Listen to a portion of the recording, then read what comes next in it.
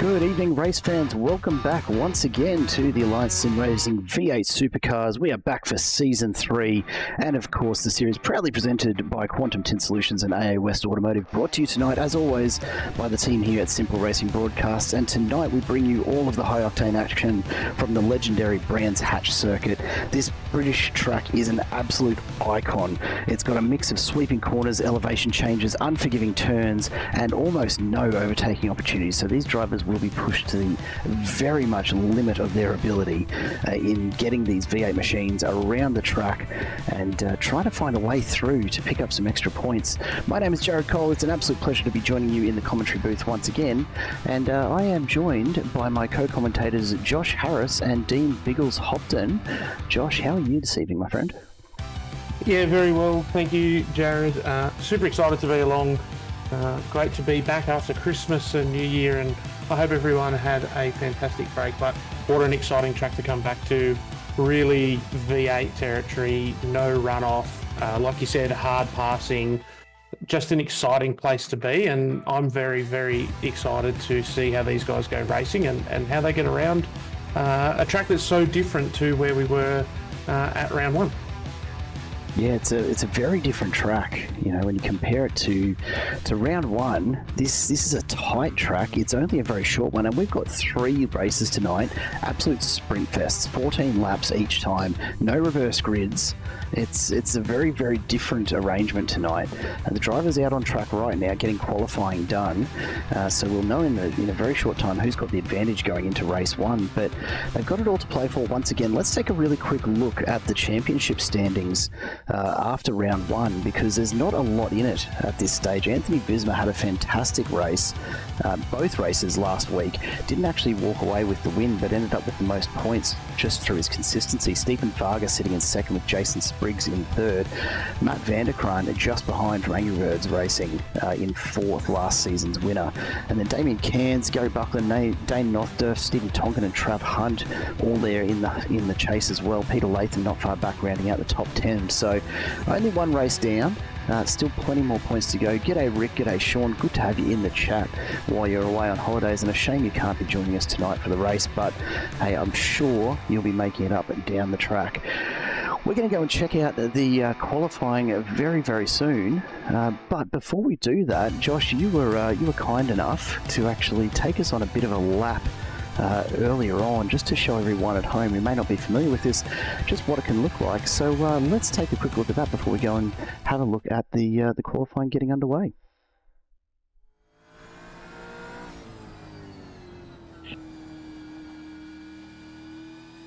Well, ladies and gentlemen, welcome to the English countryside for a lap of the Brands Hatch Grand Prix circuit.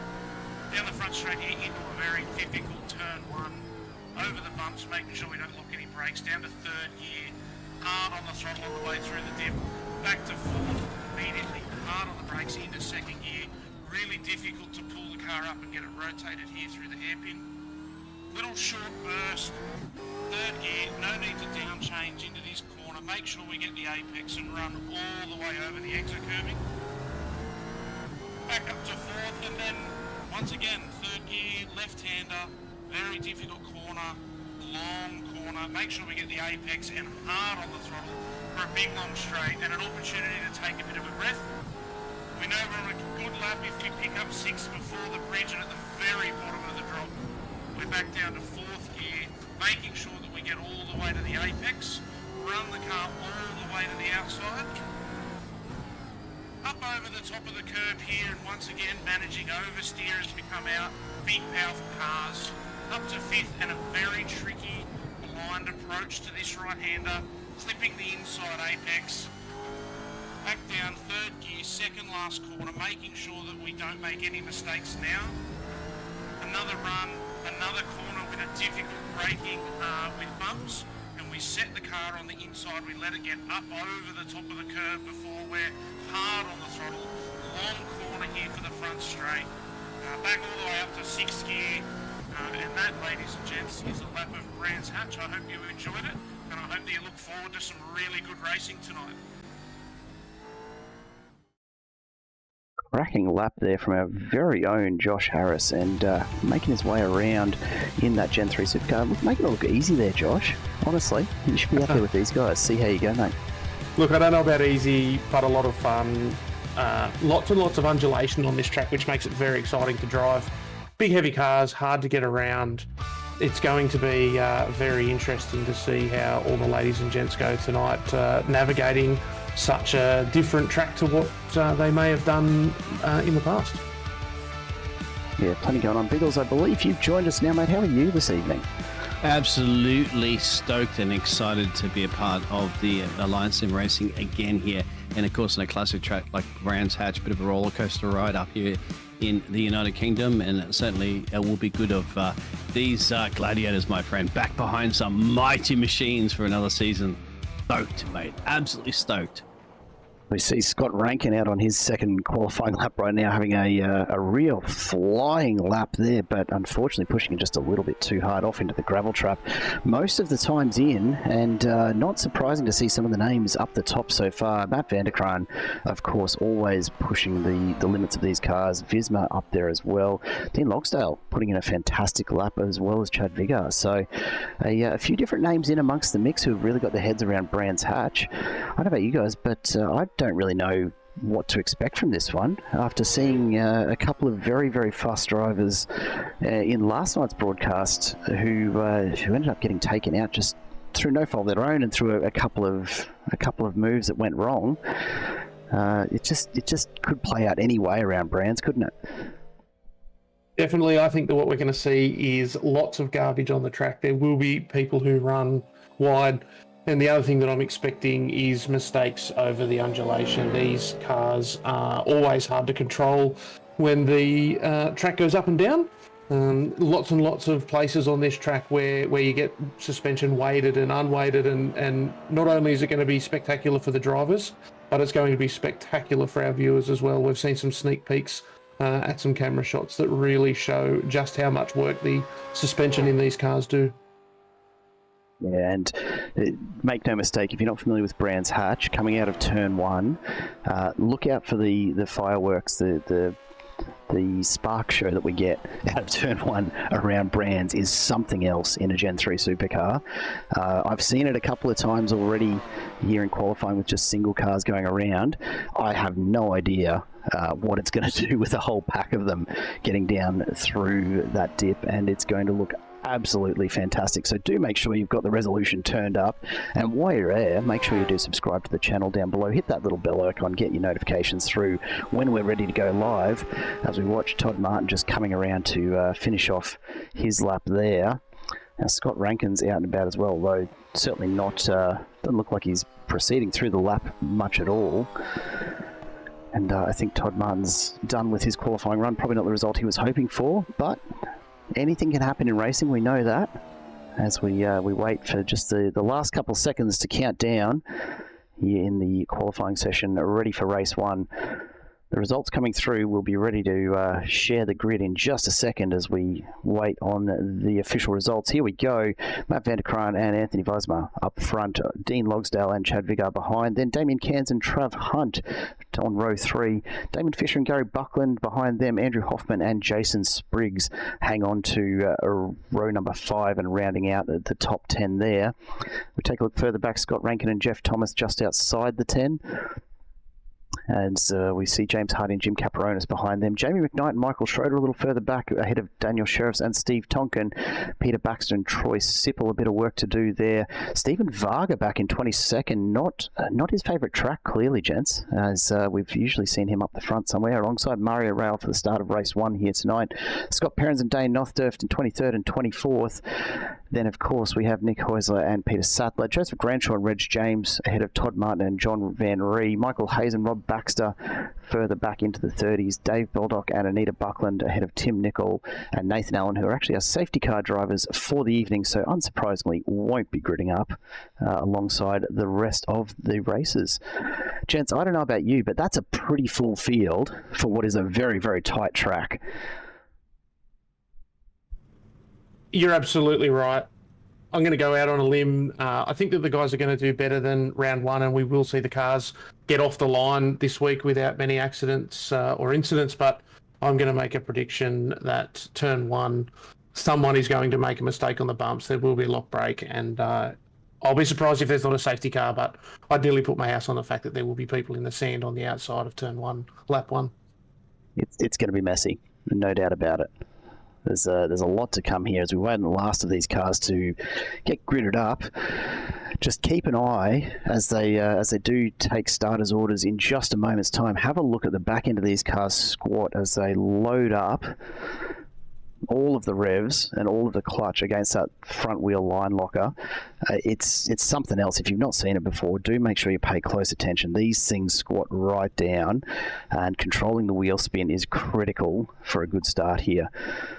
We're just about underway. Just a couple of drivers to jump into the grid now as we wait on cars 18 and 52. Jeff Thomas jumping on now. Daniel Sherris in car number 52. We have about 32 cars waiting on at the moment. We have about 38 or so, give or take, probably about 36 stacked up grid here at the moment. Have a look and at I'll it. tell you Right what, around the Bugsy might corner. not a good qualifier, mate. He could be sandbagging. Look, maybe he knows something we don't about the safest place to be on the track right now. But here we go. We're getting ready to go racing. Josh is like, oh, he's sandbagging. I don't know. I don't know that 22nd is where you want to be at Brands Hatch. Mate, big wreck in turn one, as you guys are probably foreseeing, like Master Yoda would be. Let's find out. Anytime now. 3 heats tonight, everybody. 3 heats Here we tonight. go. 14 laps in each Starters one. orders.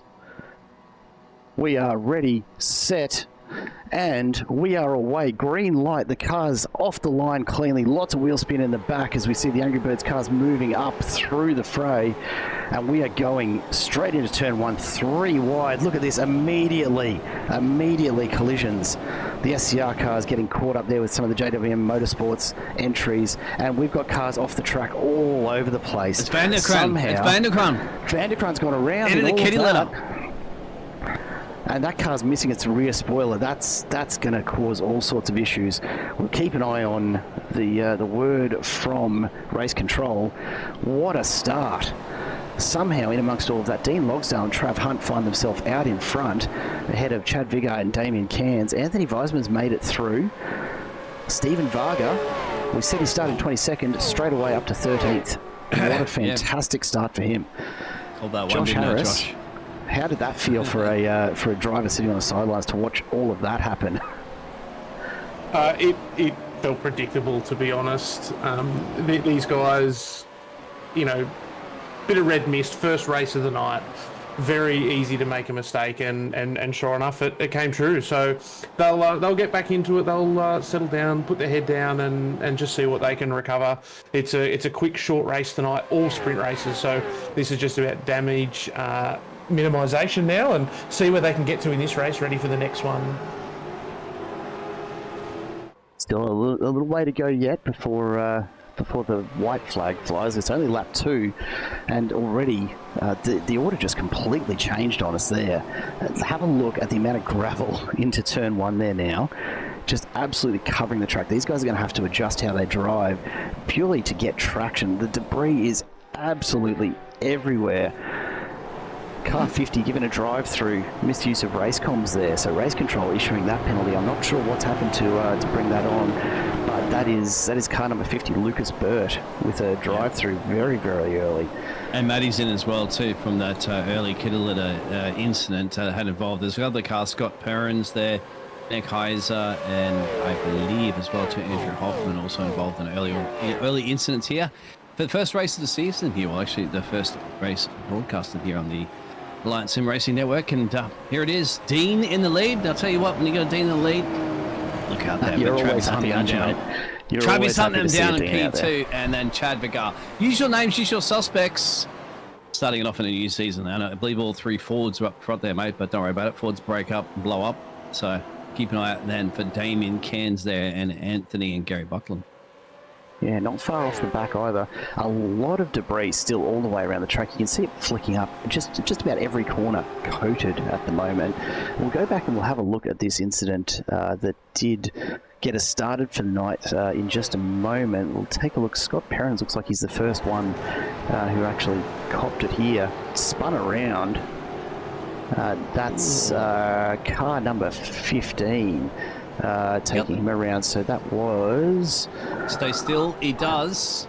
Oh, geez, that was... He's got the old Craig Lowndes number on that 888 machine too. Yeah, gotta love the 888 there. It's not bad looking. Not bad looking at all, but he survived that. And of course, Nick Heusler, just, there we go. So Nick Heusler getting caught up in amongst that as well. And just absolute chaos everywhere. Matt Vanderkraan going off track immediately after getting underway by the look of things. He's gone straight into the wall at turn 2, so that's what's seen him effectively out of this race. But we've got plenty to keep an eye on, because as these guys make their way around, Dean Logsdale has found himself some clean air, some clean track. Maybe the rest of the field just starting to clear some of the debris behind him, and that's giving him an advantage here, starting to extend that lead. Travis Hunt, who we know has got some pace in the Gen 2s last season, he's struggling to stay in touch a little bit here, isn't he? Josh, what do you reckon about that? 127.7 there for Dean. He's starting to pull a little bit of a gap over Travis there. Yeah, and you're a race driver there, Josh. Yeah, 0.7's a nice gap.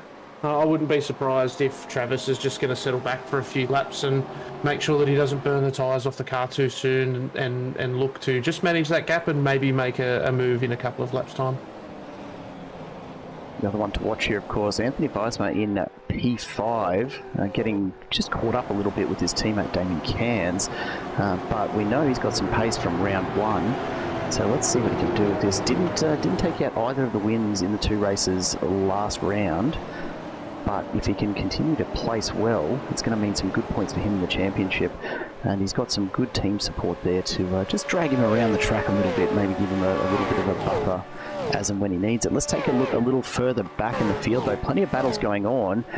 If we have a look here, this is the battle for 9th. Of course, we've got James Hardy from Granny Spec with Jim Caparonis. Not too far off either. And we do, of course, have Jamie McKnight. Just see him in the back of this pack of 3. Jamie McKnight from Fishy Motorsports just tacking on there as well. A switcheroo between teammates there. So Anthony got past Damien Cairns there for P4, and he's already on the tailpipe there of Chad Vigar. So that's probably, if that's a team order at play, that's probably a clever one at the moment, because clearly Anthony has some pace and he's mounting that pressure right now on Chad. He's looking at that podium thinking, okay, it's a sprint race. We've only got half a dozen, give or take, laps or so to go. So let's see if we can catch him. And Steve Tonkin coming together. Sorry to cut you off there, Biggles, but we've just had in the background, Nick Heusler's had another issue. He's found himself out in the grass sideways and he's gone straight in the back. The 3 of them coming together. There's nowhere to go on this track. That's Steve Tonkin, Nick Heusler coming together, as well as the 007 entry. That could be a safety car. Rob Baxter. And what do you reckon, Josh? Phil If the Marsh half the gets caught in track's it. blocked, mate, although I think most of the pack's gone through, it's going to be a close one for race control to dictate whether or not I can get going. The rest of the pack are going through sector 1, I think. Remember, the Brands Hatch is a pretty short track at the end of the day of this roller coaster. You've got cars spread out almost 50% of the track currently at the moment, gentlemen. That's another fastest lap. I don't think that was a need for a safety car there. The cars were most of the way off the track and looking to self-recover, but disappointing to see someone come through at the end so fast and get caught up in that. We would like to see those yellow flags respected a little bit more, potentially, hard to tell without the full context, but a shame that someone was involved so late in the piece there. Keep an eye on Anthony at the moment there, mate. He is definitely charging his way up. He's down a couple of places from his initial spot. I tell you what, he wants it. He wants to take it to 16. He's got a good exit here down the main straightaway to start. Another lap 7 or 6 actually currently, because the leaders have gone past. And thinking about it right now, the sun's just shining in your eyes here in the roller coaster ride of Brands Hatch. If you're in VR, they'll definitely be punishing. Here we go. Got to send it late. Elects not to take it to the Angry Birds racing machine, but certainly putting pressure on Chad Vigar. And that's a really critical corner. Turn 2 there. Your exit from that is absolutely everything. If you can't get the drive down, it sets you up to struggle for the rest of the lap. So really an awesome bit of work from Chad Vigard to just get out ahead as he slides it on into the uphill bend. A little bit of traction loss on the way out, not unusual. Rob Baxter's had a crash in the background as well, unfortunately for him, so that'll need some work. Actually, just as he's come out of the pits, that's really unfortunate for him. He's come out of the pits and immediately gotten involved in a bit of a tangle. We might have a look at that because I'm wondering if it's caused any issues for people further back. Here he comes out of the pits, well back in the field at this point. Now, has he actually got caught up, or? He's sitting there waiting. Looks like he's doing the right thing there. Yeah, doing the right thing, waiting for the pit exit. Just so much traffic. So he hasn't actually crashed. It's just picked it up as a crash because he's been sitting waiting for so long before he can get underway. Look at all the traffic. Contact between, going back to that one. That was fantastic. I love that angle as well, too. That was definitely some great screen time for delivery on that car as well, too, the driver. Just nice. The right thing, little camera, a little out of focus there, and focused definitely on that machine, but going back to that one. Big battle brewing for P3. Yeah, Weisman really pushing it along. He's gotten past Vigard, but not content to give it up just yet, the Angry Birds driver. Tim Lawson in the chat, good to see you there, mate. Good luck to Team AJR, absolutely. Damon Fisher representing in P7 right now for Team AJR, so some points on the way. Not to mention Dean Logsdale out in front. Anthony Weismar is on a rampage right now. He's almost cleared half a second gap after clearing Chad, and he's hunting down Travis Hunt quickly. I wouldn't be surprised we're halfway through this race if he's not on Travis Hunt's tailpipe anytime soon. Travis is still keeping Dean at bay here for the battle for P1. Drive-through issued there by race control. Car number 64, if I'm not mistaken, I believe that's Joseph Granshaw. Who's copped the drive-through there for that contact earlier on. Make our way around Brands Hatch once again. Dean out in front. Logsdale, the Team AJR entry, just starting to extend over Travis Hunt. So out to almost a second and a half now as he... a full second, rather, to Travis Hunt as he pushes through. Visma, on the other hand, needs to just keep an eye on that gap opening up. He's starting to pull away now from Chad Vigard, but he's going to have to be careful not to get too caught up in chasing as he goes wide and off into the sand trap. There's that debris coming into play. That's going to cost him dearly. Chad Vigard says, thank you very much. Have a look at the debris on track here, gents. Josh, he's pushed it a little bit too much there, Josh, right, hasn't he? And then he's got to just calm himself down. Yeah, absolutely. So he's just set his fastest lap at 27.6. Took over a second, I think it was, out of second place, and just riding that high and pushed too hard into turn one. These are cars that reward under-driving almost, and it's very, very easy to get excited, overdrive the car and end up making that mistake and out in the kitty litter. I just want to draw the attention to some of the movers and shakers in this race so far. We had a chat about Stephen Barger earlier on, starting so far back. He's halved from P22 to P11, up a long way. But have a look at some of the other numbers you've got. Don't count out Vargsy. Well, you're not wrong. But Dane Nothdurft up 11 places into 13th. Peter Sattler right behind him, up 12 places. Not far behind, Todd Martin up 12. Hayes up 12 as well. There's been some big moves thanks to some of the issues from these drivers getting caught up early. And then you see some of the names further back. Matt Vanderkraan, last season's champion, all the way back right now in 26th. So it's a real change in circumstances, and it'll be interesting to see how that carries over into the next two sprint races as we head out onto lap 9 of 14, would you believe? We're going to go through quickly there. But of course, don't you take your eyes away, because we have two more races of this exact same format, 14 lap sprint races. As Matty says, this is a beast of a track for these cars, absolutely, my friend. It's good to see the old supercars flying their way around the old classic Brands Hatch there. And Josh, how difficult it is to drive around here. Got to get hats off to these gentlemen. Tip the hat to keep these cars glued to this track somehow here at Brands Hatch and provide some exciting racing entertainment. Yeah, for sure. It's amazing what they're doing, but what an exciting track for these cars. High risk, high reward. We talk a lot about these cars. Formula One style tracks don't really suit us. Lots of runoff, lots of asphalt and concrete. That's boring in my opinion. I love an old school track like this. The grass right on the edge of the track. You make a mistake, you are going to pay for it. Hopefully it's not in the fence and you can continue racing, but you definitely do not want to make a mistake here because the consequences are so severe. And speaking of severe consequences, car 77, a drive-through penalty there for that earlier contact. So race control being kept very, very busy tonight. Tell you what, Anthony, after that little moment, he is back on the loud pedal as loud as possible, putting big pressure on Chad. If a guy's like, I've already got past Chad one time, got to do it again, mate, because you went a little too loud on the loud pedal earlier, and he goes off into the kitty litter.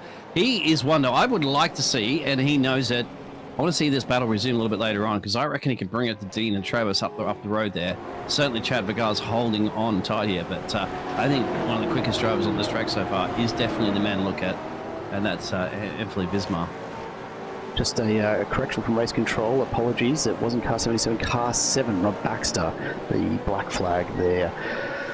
As we keep an eye, Lucas Burt's had an issue as well further back in the field. So we'll just check that out to make sure everyone's okay there. Is it a case of, no, is this iRacing picking this up again? It is indeed. I think it might be right, Josh, like the same thing. They're just allowing the slowing down to kind of pick themselves up. Got to give the guys credit using their relative and making sure that they don't cause more accidents on a track like this where, you know, turn one, very hard to spot the cars coming out of pit lane. So props to these guys and the way that they're handling getting back out on track. Certainly nothing like an official iRacing race, is it?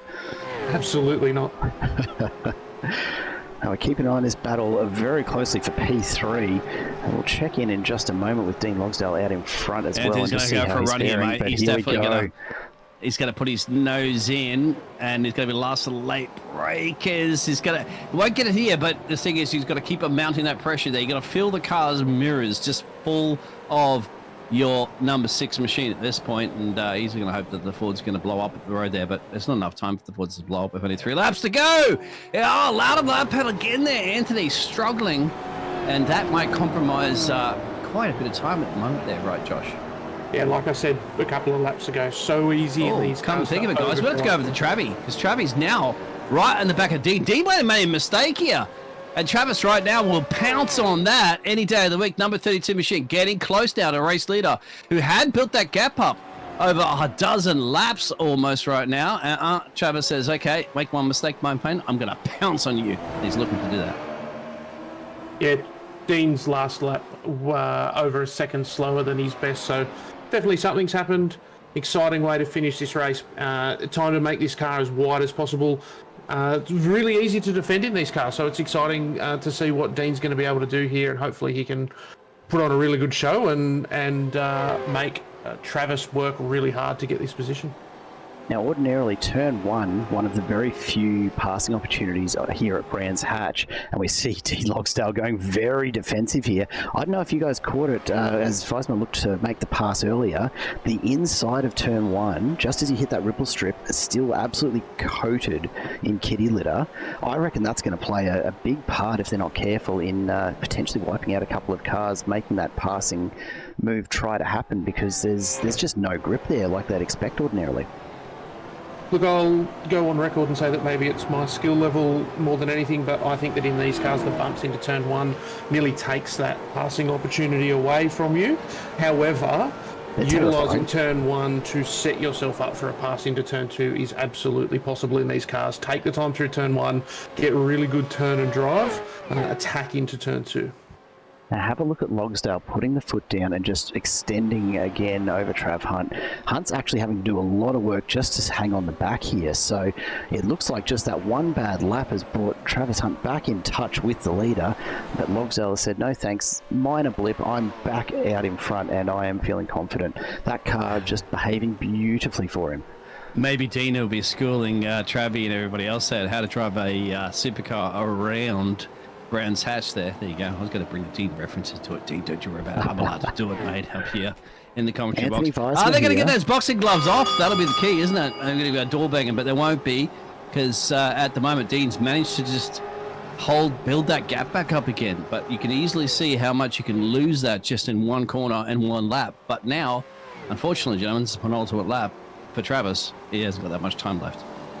No, not much time at all up the sleeve, and you can see Weismer just throwing everything at Chad Vigar. Vigar's doing a fantastic job to just keep those defensive lines tight, as you see him just really hugging the inside of the turn, not allowing any gaps to open up. A quick question from the chat. Matty Parker wondering where the Hoff is. Andrew Hoffman back in P17 right now. Yep, there he's in amongst it, but unfortunately from down 8 spots since the start of this race, plenty to try and make up in the next race, of course. Another 14-lap sprint just around the corner, but we've got to get this one done first, and Anthony Weismer is looking for P3, desperately testing Chad Vigar on every corner, filling the mirrors and looking for a weak spot anywhere. Vigar having the race of his life right now, defensively approaching every single turn. I tell you what, he's got a lot of work to do here. Josh Harris, talk us through the mindset right now when you've got someone like Weismer on your tail. It's hitting every apex. That is the ultimate goal here. Drive clean, drive smart.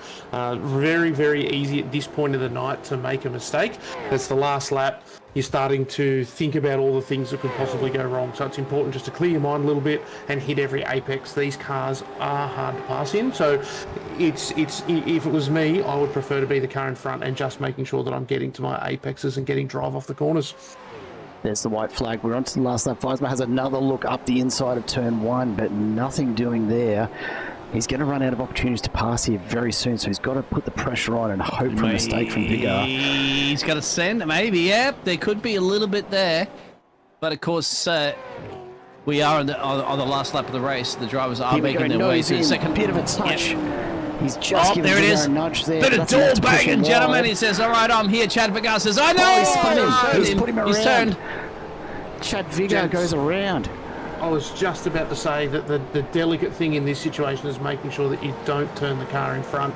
I think that's going to get the wrath of the stewards, and unfortunately, not only has he ruined someone else's race, but he's probably ruined his own, to be honest.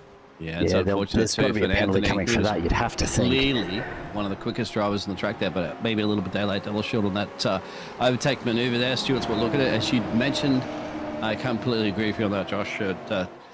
It's kind of like racing. It's the last race of the championship, and you're going to lose the championship by 1 point if you don't get the OT done, right? And I think, it's time for it in the other heats coming.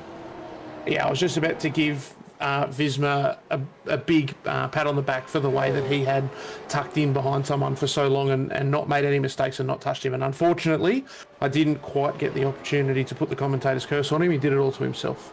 You have to give it to Dean, mate. Give him a big pat on the back because it's just won the heat race. Number 1. Dean Logsdale takes the position from Trav Hunt, a second behind. Anthony Weismer, provisional 3rd, but of course we'll be waiting to see what might be applied there from race control. Look, that late in the race, obviously a drive-through can't be issued. I will tell you, folks, that race control has been told to just have a close look at these incidents as always, but to be aware that Brands Hatch is a really tough track. So I don't know that we'll see them be. I don't know. Maybe they'll be as harsh as always, for lack of a better term, and fair. I reckon. Don't get me wrong. They're always fair, but I suspect that one will be looked at very, very closely before any decisions are made. I reckon there, Jared. Like, that's a $10,000 fine donated to a charity and 10 points off your super license. That's how they do it in Formula 1, right? Is that all? Josh, what's your opinion on this one, mate? No, 10,000 fine. What I'm going to call out is, I believe it was for 24th and 25th, a fight to the line. 0.06 of a second at the end. Fantastic to see guys all the way down in 24th and 25th still battling it out to get that better starting spot for the second race. Wonder if we can go back and catch that at all. Let's take a look. Got to be quick before it all switches Here it is over. right here. Yep. Daniel Sheriffs. Oh, Oh, yeah. That's a shame. That's a shame. I think we've got Travi waiting in the green room for us a bit of a chin wagon quickly while we can spin it all over. He's had to jump straight back in. We've got no gap between races here tonight. Oh, we don't? Okay. As the drivers get ready to grid. So the results are reflected in the grid for race 2. Dean Logsdale, Trav Hunt, Anthony Weismer and Damien Cairns. Then Scott Rankin, Gary Buckland, Damon Fisher, Jamie McKnight in 8th, Chad Viggar in 9th, and James Hardy rounding out the top 10. Stephen Varga finds himself in 11th, so an improvement on race 1 alongside Dane Nothdurft. Few changes there in the field. Peter Baxter and Peter Sattler alongside each other, the two Petes, 13th and 14th, ahead of Mario Rail and Andrew Hoffman, the Hoff in 16th position. Michael Schroeder and Troy Sipple behind them, then Todd Martin and Steve Tonkin ahead of Michael Hayes. Matt Vanderkraan, unfortunately in race number 1, finds himself back in 22nd, swaps it up with Vargsy. Daniel Sheriffs, of course, in there as well with Nick Heusler. Then Dave Baldock, Anita Buckland ahead of Jim Capronis and John Van Ree, Scott Perrins and Jeff Thomas, followed by Joseph Granshaw and Jason Spriggs. Rob Baxter and Reg James, 33 and 34, ahead of Lucas Burt and Philip Marsh in the PJM entry. That, gents, is your grid for race number 2 as we get ready to race again really soon after race 1. It's a shame we didn't catch that finish, but look, with 3 races to fit into the session tonight, we're jumping through this very, very quickly. The only thing I'll flag here, iRacing, please let us rename the races. This isn't a consolation race at all. Yeah. I got beef with iRacing, my friend. There's about 1,000 things I'd like to discuss with iRacing about that. Because if you iRacing, you broadcast 3 or 4 races a day. We tend to have a lot of things that we need to do, and if you want to make your platform as exciting as possible for everybody viewing, just occasionally have a little bit of a listen to the people that do it every day, over and over again. That would be much, much appreciated. Thank you, iRacing. Not so much to ask, is it? Pato in the chat. Where's Parker? If you mean Matty Parker, he is in the chat with you, my friend. Unfortunately, not on track this evening. But we will we'll wait and see. iRacing official events don't do these kind of cool formats. That's the reason why they don't really kind of look into it, I presume. So iRacing, pay attention. Don't make me come back there. I will come back there. I'll sort that out. Anyway, let's go racing, my friend. Heat 2. Let's do this. Race number 2. We're about to get underway. The car's loaded up. Oh, big on that line locker. Locked up. Oh, he's got to sit there and stay in the middle at the moment, mate. Yep, that's just bogged down big time, like a 929 stock stage. Just crashed it, essentially on the rear wheels. Couldn't grip it. That's that line locker for you, though. It is such a fine art getting that thing off the line at full noise. And we see who's that going around? Is that Chad Viggar? That's huge. That's huge. Big incident. Big incident. Yeah.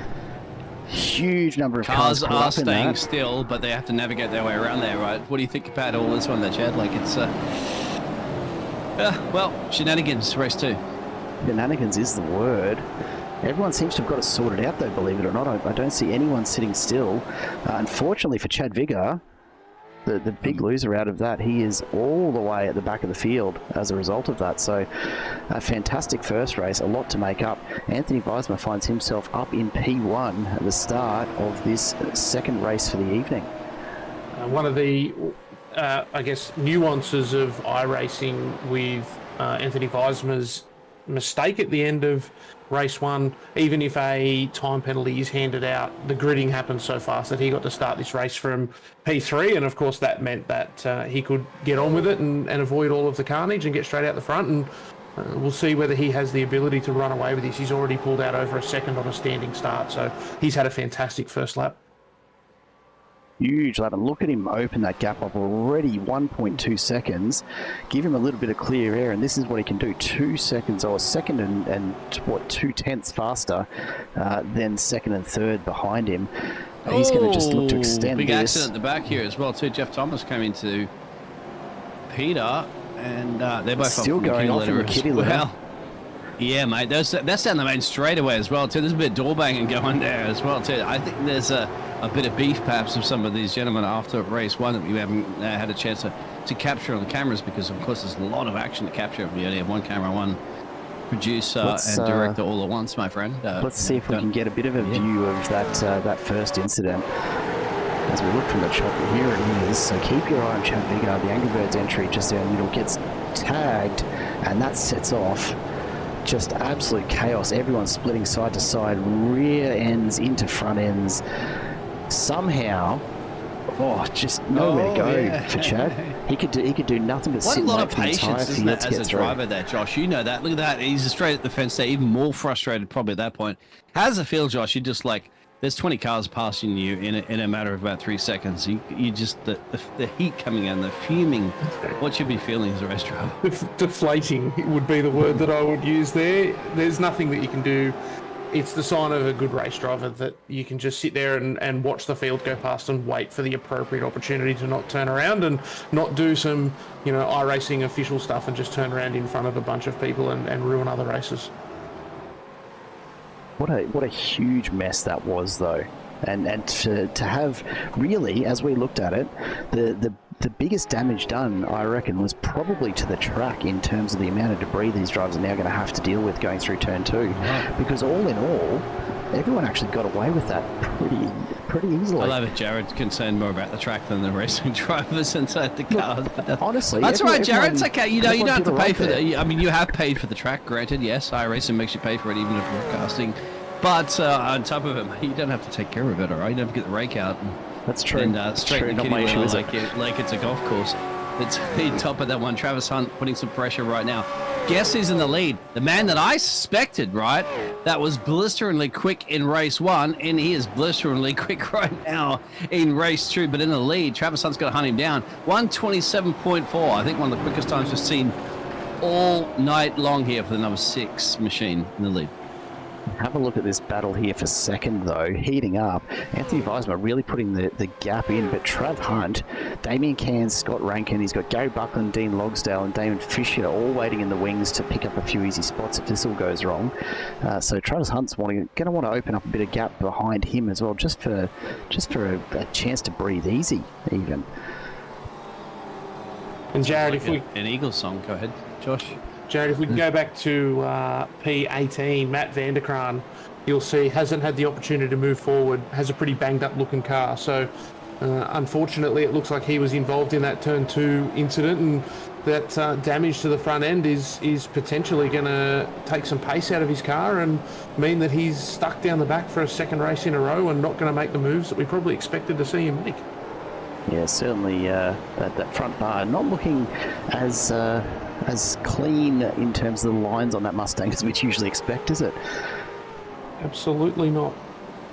Real shame for Vanderkraan. He's still up by 4, but good call out there, Josh Harris, on our season champion as well. As Anthony still leads Travis. Damon Kansas has been. You got to remember, Damon Kansas has been in good solid points positions here so far. Heat 1, Heat 2, so he's looking good. Scott, have a look at this battle pack here for 23rd. We've said this before about the Alliance Series. There's battle packs right up and down through the field. Michael Hayes somehow needs to hold off Reg James, Scott Perrins, Daniel Sheriffs, as well as Dave Baldock and John Van Ree here. Car 43, the drive-through for the incident on lap 1 there. So that'll be Stephen Varga on the receiving end of that one. Yep, Peter's gone into pit road. So Peter Baxter's gone into pit road. And we have 3 wide action here out of the pit lane entrance to start another lap around here. And look at that there. So you've got Steve Vargas, you've got Steve Tonkin. It's not a law firm. Troy and Mario. So we've got some new names and old names here in the Alliance Sims Racing. I'll tell you what, it is Gladiator Gold. There's not Gladiator 2 in cinemas right now. It's Gladiator 3 right here on the Alliance Sim Racing Network. Huge save there, Jared, for... someone back with Jim Caparonis. I missed who it was. He's hanging in there. And again, this pack, we're talking about battle packs right up and down. This is the battle for 15th, would you believe? And to see just how much these guys are still pushing the limits of these cars, and really the limits of the drivers as well around such a tight track. We'll see if we can catch the save there from Jim Caparonis. Let's go back just a little bit, see what we can see. Yeah, Damien, we'll keep you. I'll keep you. Oh, into the kitty litter. Keeps it pointed. He might talk us to that one, Josh, as a race driver. Luck. A lot of oversteer and a lot of luck is how I would probably describe that. That was equally likely to go in the kitty litter as it was to be saved. So fantastic job there. Bit of car control on display for sure. As we see, that looks like Todd Martin off the track there and just trying to rejoin in amongst it, so that's going to cost him a few spots. It doesn't take much at all to lose a whole lot of positions here at Brands Hatch. We'll take a look a little bit further forward. Have a look at these quantum entries. Stephen Varga and Troy Sipple just holding off attacks from Steve Tonkin and Mario Rail behind them. And again, battling a little further down. This is for P11. And Vargsy, look, he's got some space out in front, but hasn't managed to improve his position in this race from his starting point of 11th. So it's caught in traffic, yeah. But it's good for Vargsy because he's just wetting the whistle a little bit, I have to say, for what's coming up for the Vargsy for this season. Big battle brewing it. Damien Cairns has been slowly reeling in Travis Hunt, as Travis Hunt's tried to reel in Anthony Vismar in for the lead of this one, but he just can't quite do it. Anthony's just off on his own. You can see a little bit of a switcheroo between Troy Sipple and Steve Tonkin too, as they're battling now for now. They might be the one to put your pictures on. I was just letting you a little bit know there about Damien Cairns. They're trying to bring in Travis Hunt. That's another close battle. Gary Buckland on the back of Scott Ranklin. I don't know where to point those cameras there. There's too much going on. Fantastic cameras you do here on the simple broadcasting that you do too. Thank you for that, Jared. Plenty going on all over, and Brands Hatch, we knew it would deliver in spades for action, but trying to keep an eye on all of it is the tough part, as we see Tonkin desperately trying to put the pressure on Troy Sipple. Sips is doing a fantastic job just to keep his composure with that car dancing around his mirrors, the JWM Motorsport entry with Tonkin behind the wheel. So far, so good. After those couple first incidents, I know what I've done. Come on, Gazza. But set one in there, Gazza, for the Wellington there entry there on the back of Scott Ranklin, of course, and Dean, of course. Dean, man, I'm going for you, but I want to see if Gazza can get one on Scott Ranklin. You know, I mean, you know this from the past too, Josh. Like he's got some serious questions. There's some big names here and some new names, and I'm looking forward to how they're going to pan out this season. Yeah, it's exciting racing for everyone involved, new, old. It doesn't matter who you are, these drivers are putting on some fantastic racing.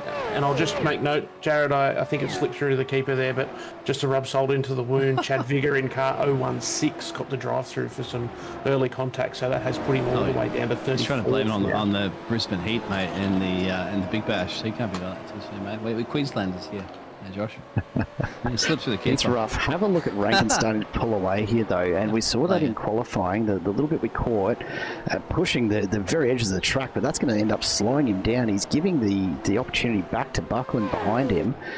As they come back down, we might jump on board here as we come around onto the main straight. This is the view from Scott Rankin's number 156 entry.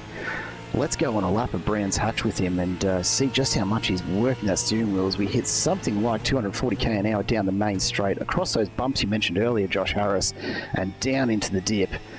130k an hour, I tell you what, it feels a lot faster than that on entry, because downhill is never fun in a race car. And the exit here out of turn 2, so important. I don't know what you're talking about. Downhill in a race car makes it even more fun, I reckon. You've been a Bathurst anytime soon, mate? I'm pretty sure. That's holding the ball game. Absolutely, it is. Look, really long corner here too, so really important. I love this corner. Critical to get on the gas early.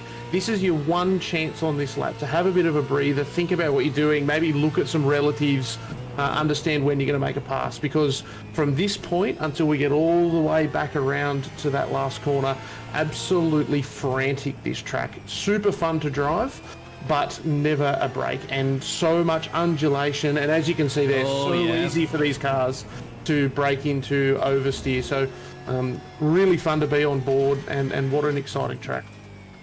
Jared, I wanted to ask Josh real quick, do you have real life racing car experience? Because it sounds to me you are really switched on when it comes to not just the virtual world. Oh, the side-by-side and table. We'll get back to you on that one there, Jared. Capture this action. Door banging. Love it. And we'll get back to you on that one too, Josh, because I'm pretty sure you're switched on when it comes to real life motor racing in first hand. Go into turn 1.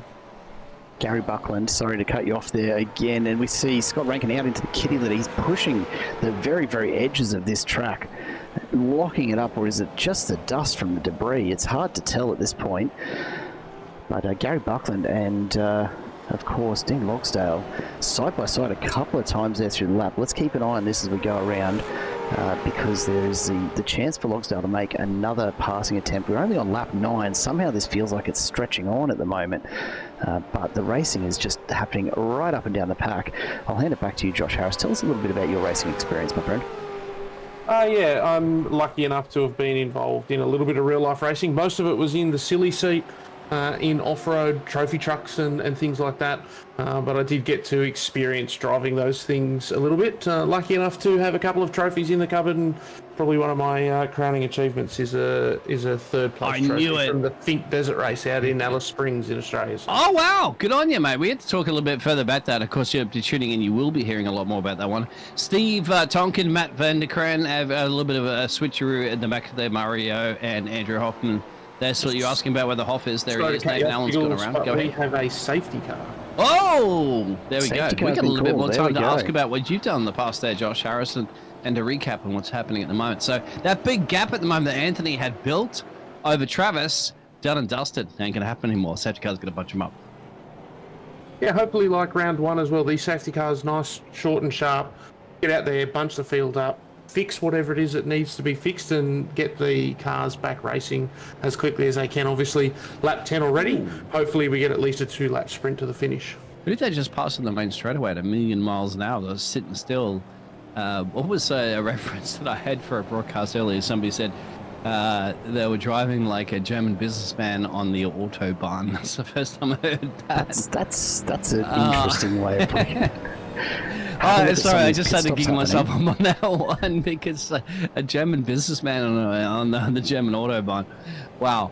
I wouldn't put it that car earlier, but first caution of, is this first caution of 2025 here at License Racing? Yeah, absolutely. And it's I don't think we actually had a caution. Oh, did we get a caution in round 1? I can't even remember. We had one, didn't we? Oh, you spilled my surprise party poopers. All right, okay, well, second. But no, first of 2025, absolutely. Oh, okay, 2025, so, you know, Thank you. First of 2025, second of the season here in round 2, maybe third if I'm missing one in the first, but under safety car conditions, and we'll slow it right down. So this is going to compress the field up drastically.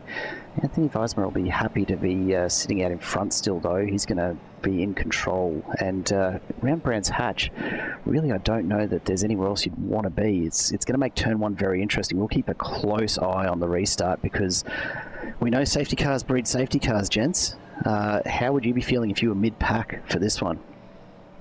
Nervous. Yeah, I think we can sum that up in one word. It's not an oval race in a NASCAR, mate. They're going to be a big pile up in the turn 1, but yeah. But you are nervous, so elaborate why you'd be so nervous.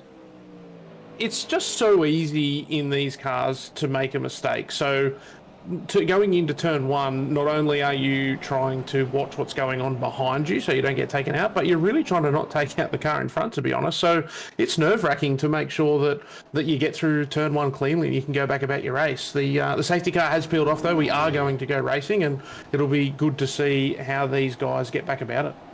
And will quickly Anthony have a big advantage when he gets that green in his ear over the rest of the field, or Travis going to jump on him? No, look, 100%. He's already got the jump, and right. You know, if we have a look at his times, he's over 0.4 of a second faster on his fastest lap. I expect that as long as Anthony doesn't make a mistake, he'll continue to lead this race. Keep an eye on Scott Rankin, though. He's pushing hard, finds himself in P4 now, getting the car very, very sideways out of turn 1, trying to take a bit of a different line just to give himself some sort of advantage and have a crack there at Damien Cairns.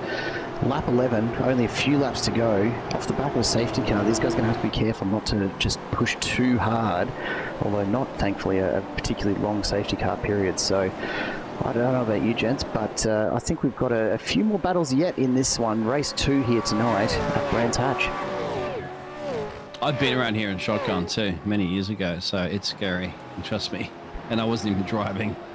I was like closing my eyes and holding on tight on the little handle safety things that you have in a regular road car. Well, it was a modified road car, but yeah, it's still scary. So if you get a pleasure to enjoy this track, of course, in real life, do it. As Anthony goes a little twirly-whirly on the exit of that corner there, and Travis is going to hunt him down, of course, if he makes any mistakes. But look about Scotty, as you mentioned. Where's Scotty? The 156 machine, P4. 1 position gain on the back there of Damien Cairns.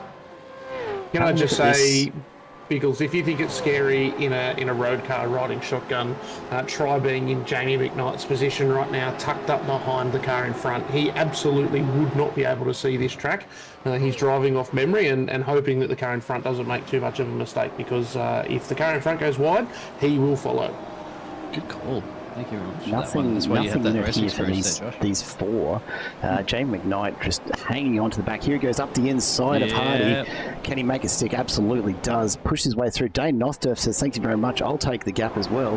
Going to find himself on the outside of this turn, but he's got enough pace to carry it through. And the two Quantum drivers, and Hardy and Varga, need to be careful not to come together. We've got people all over the place in the background. Who's this? Steve Tonkin is off the track. Yeah, I'm not sure what's happened there. Here's the weight, big time in this moment. Somebody else on the right-hand side. Big action as well, too, between Damien Cairns and Scott Rankin, also further up in the field there. And let's go back and see if we can see what's happened there. Oh, that's big a big spin. hit, the Kenny Letter. And he's gone right into the back of, I think that might have been Matt Vanderkraan. Talking about heart and throat moment there, Josh Harris. Look at that. Yeah, absolutely. Big mistake there, and that's the sort of thing that can happen when you're tucked up in behind a car. If they have a moment, then you don't have time to react, and things can happen. And Scotty's just got a massive set into the corner. You get the pictures on this one. It's going to cost. Gary Buckler's in the mix there. Damien Cairns, big battle for P3. 3 wide, maybe even this one, as they exit out of turn 4. Windscreen wipers on from Scotty. He's like, I can't see anything. I'm seeing 3 wide, down in the turn 1. Keep your eyes peeled in this one. Here comes Logsdale. They've sorted themselves out by turn 1. That was looking dangerous. Buckland almost capitalising on the error first from Cairns, then from Rankin. Really opened the track up for him. But look, he's found himself back behind them. And honestly, I think probably the safer move there as Cairns goes very wide. He manages to hold on to it, but only Gaz has got to snatch that one up if he can now. I think that, Josh, maybe not, because these cars are pretty wide as well. They're not the easiest things to do. You have to door bang your way around there. I think Sky's got that breathing space at the moment, but Damon Cairns, Gary Buckland, and Dean of Deans in P6. Yeah, for Scotty Rankin, nothing better than when you're involved in something, maybe a little bit of a mistake, and then all of a sudden all the people around you are involved in a similar mistake, and you just get to drive back through the middle of it. He'll be breathing a real sigh of relief at the moment and hoping to get that white flag and get around one more time and stay exactly where he is. Just a huge finish. We knew the safety car would shake things up here, gents, but it's given us some real battles to finish off race number 2. We've still got another lap and a quarter to go here. Scott Rankin was really throwing that car through the corners, getting everything he could out of that Mustang, and now he's got just enough room, I suspect, to be able to feel fairly comfortable that he's going to wrap up a podium position here. But of course, Brands Hatch has delivered all sorts of surprises before, and plenty of time for it still to throw. There's the white flag. We're on to the final lap. Anthony Weismer out in front with Trav Hunt chasing him down. I don't know if he's going to be able to catch up that 7/10. We're keeping our eyes here on Damien Cairns, though, as Gary Buckland looks for a way through. Going very, very late on the brakes to close that gap up. Is it going to be enough for him to get the drive out of turn 2? Good move there from Cairns, just staying defensive, keeping Buckland at bay. The two Team AJR entries of Logsdale and Fisher right behind, but starting to drop off the pace just a little. And I'd say we're going to have to keep an eye on this one, because everyone else is just kind of filing through at the moment. A few battles further back in the field. Keep your eye on Peter Baxter, who makes his way past Reg James in the backfield around 18th and 19th. So keep an eye on that timing tower as moves happen back there. We'll take a quick look as they are side by side and still going at it. Here they go. Bit of a door rub, pushing him wide. Who's got the line on this corner? Baxter and James side by side. He's going to have to try the over-under here to make anything of it. It settles back in, and an opportunity squandered perhaps for Reg James. Just couldn't push his way through. As we go back to the front, Anthony Weismer coming around the last corner and looking to take the checkered flag. Travis Hunt, a valiant effort to try and fight back and challenge for the lead, but Weismer too strong, too consistent, takes the win in race number 2 here tonight. And Trav Hunt wrapping it up in P2. There's Scotty Rankin, finishes 3rd. No change behind him. Damien Cairns manages to hold off Gary Buckland and Dean Logsdale. And Jamie McKnight, would you believe, got himself in between the two Team AJR entries there. So he's managed to pick up an extra spot at the death. And once again, racing all the way through this field, all the way to the back, fantastic to see. And I'd just like to make a call out. Matt van der Kraan, I made the comment earlier that maybe he's going to get bogged down in the field. He managed to get himself all the way back to 12th, so he picked up 10 spots in that race. And I don't know about you guys, but I'm excited to see what he can do with a repaired car, race 3, starting 12th. Can we see him fight all the way through to the front? Yeah, it's a bit of an ask, but it's not something he hasn't done before. As we see Scott Rankin, a well-deserved celebration for P3. Hey, Scotty, you use those tyres for the third race, mate. So you wouldn't be burning through them like it's a drag strip. But yeah, of course, he's celebrating, of course, for the Wanted Goods entry. I have to give it to Travi Hunt, mate. The man has been P2 in race 1, P2 in race 2. He's going to want to be going P1 in race 3. Yeah, it's certainly adding up, isn't it? Anthony Weismer taking P1 there in race 2, and Trav Hunt second, Scott Rankin third. But some great results right through the field for names that we haven't seen up this end of the list so far this season. Damien Cairns had a great one, but Gary Buckland making the most of all of the carnage there in race number 2 to pick up a P5. That'll be great for his overall standings. Dean Logsdale still in amongst it, along with Jamie McKnight and Damon Fisher. And then, of course, Dane Nothurft and Stephen Varga rounding out the top 10. Then James Hardy, Matt van der Kraan, as you said earlier, Josh, he's fought his way back into P12, a fantastic result considering where he started in that one. Mario Real, consistent as well, P13. Jim Caparonis had some great moments and finds himself in 14th, ahead of Jason Spriggs, Jeff Thomas, Peter Baxter and Reg James, rounding out the top 18 there. And if we take a look a bit further back through the field, a real mishmash of our usual top finishers in amongst some of these, but Daniel Sheriff's further back in 19th with Troy Sipple, head of Sattler and Van Reed, then Tonkin, Heusler, Scotty Perrin's in there as well. Tell you what, results all over the place before you start to get into the late 30s and you find yourselves back by a lap. So all in all, I don't know about you, gents, but I'm pretty impressed that we didn't see more cars end up in the pit lane for a couple of laps with repairs after what was a very, very tough sequence of corners, just avoiding traffic and incidents. Jared, you can see on your pictures at the moment, you had 34 drivers on the lead lap after a bunch of racing carnage. Only 2 drivers have a lap down. Tell you what, Josh, that's pretty impressive to me, my friend. And from your experience of road racing at its finest here? Just super exciting racing, to be honest. And maybe it's these cars that deliver some of it. Maybe it's the drivers, really racing well. But how exciting to have so many cars on the lead lap at what is a relatively small track with a relatively long pit lane. You don't get the opportunity to go into the pit lane and get out on the lead lap particularly frequently. So how exciting. I can't wait for race 3. I think that there's going to be some people that will move through the pack.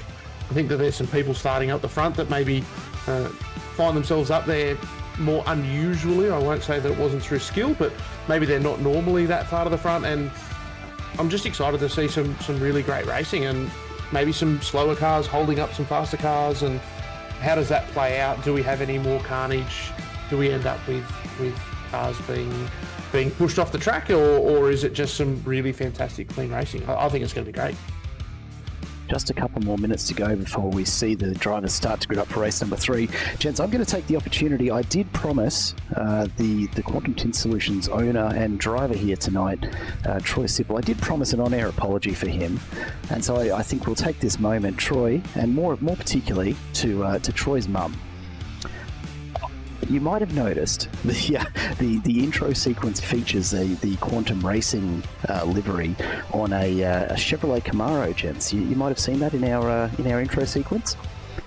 I would like to state for the record that is absolutely not Troy Sipple behind the wheel of a Chevrolet. He would never be found dead in a GMH product, and we will be looking because it's to broken down the side resolve of the road, not Ford.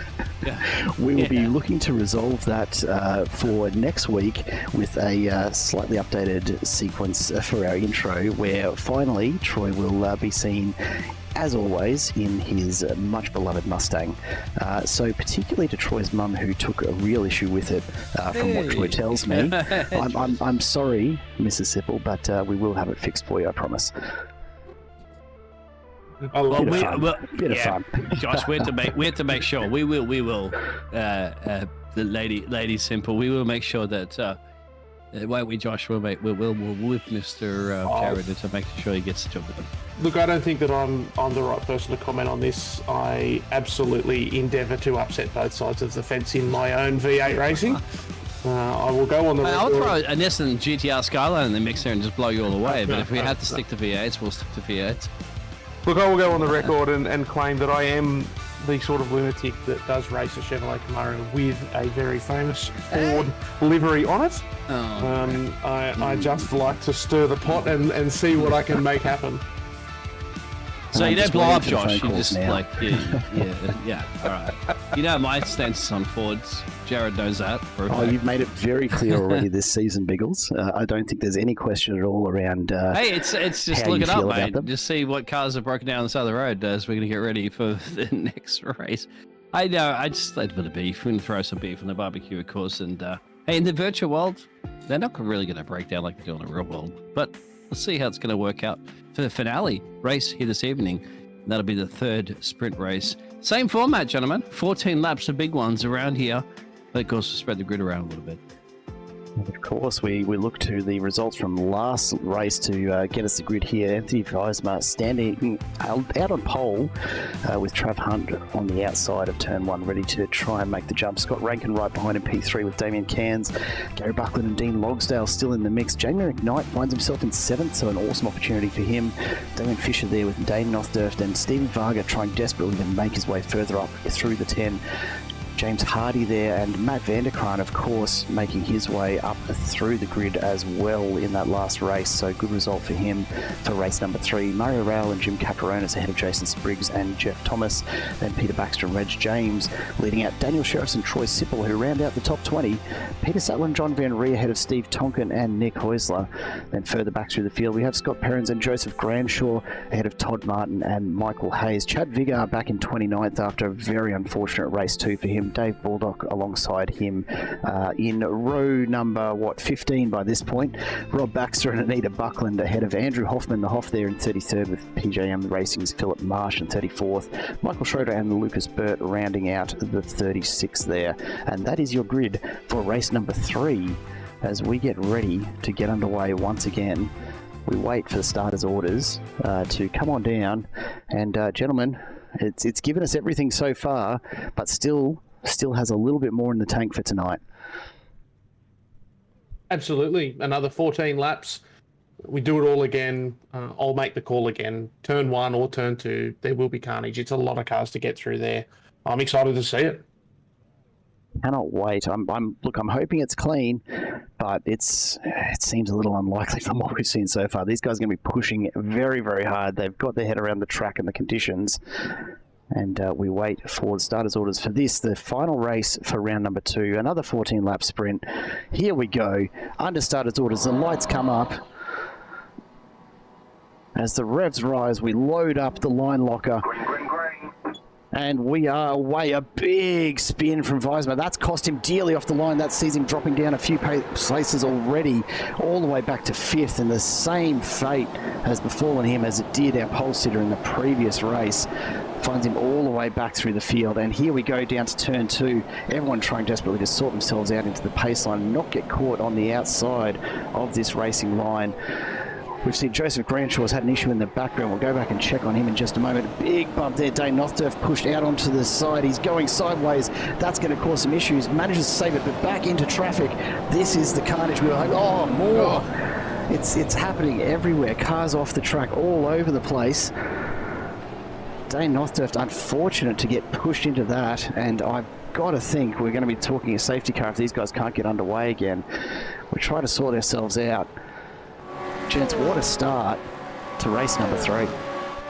Yeah, no safety car at this point, but I'm monitoring the race control channel, and I will tell you that there has been about half the field so far on the radio asking for stuff to be looked at.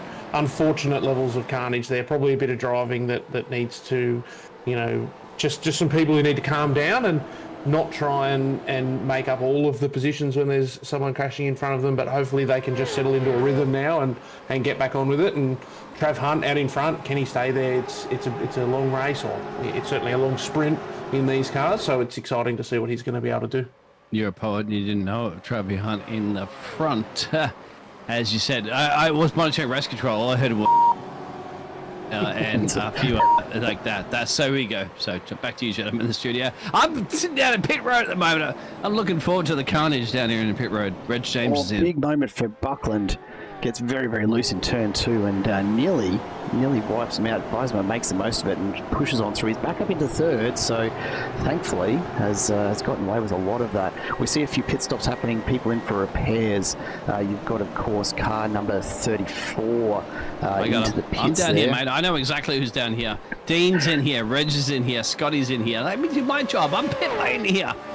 You sent me down here, mate, to get the hot dogs, and I've just got a whole bunch of cars coming down the pit road, putting some freshies on there and getting some gaffer tape there for the repairs. Plenty of race tape going on, plenty of it.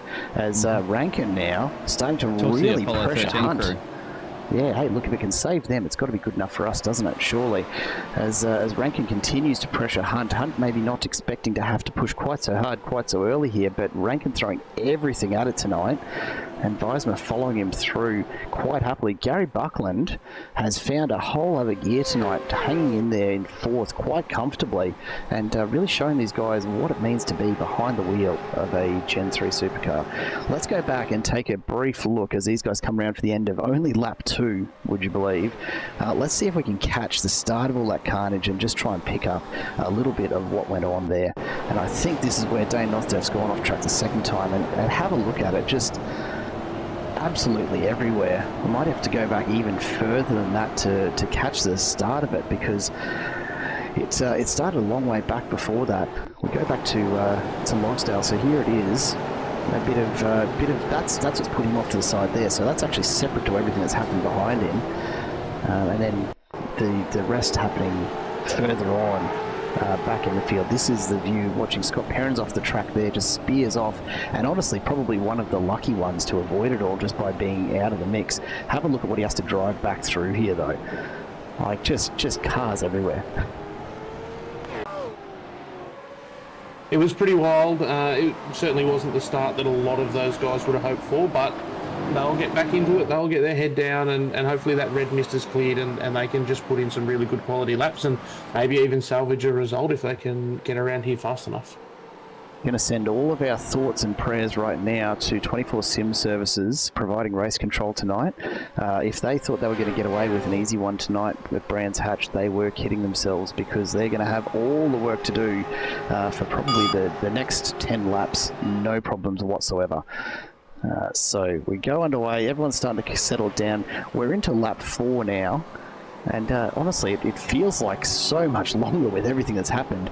But in amongst it all, Trav Hunt and Scott Rankin found their way to the front. And Anthony Weisman challenging now again for the lead after what was a very disappointing start for him.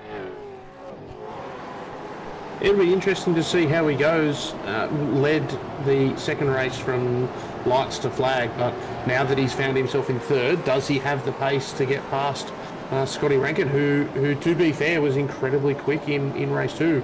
He might have a run here, but Scotty's got the inside for the next corner, so it'll be interesting to see how this plays out. Tucks back in behind, taking full advantage of the arrow. He's had a bit of a look, but here he goes, just spreads it out just to fill the mirrors there of Rankin and just remind him that he's got a car behind him. Rankin getting very sideways, that's going to lose him a little bit of pace to the next corner. What can Weisman do to capitalise here?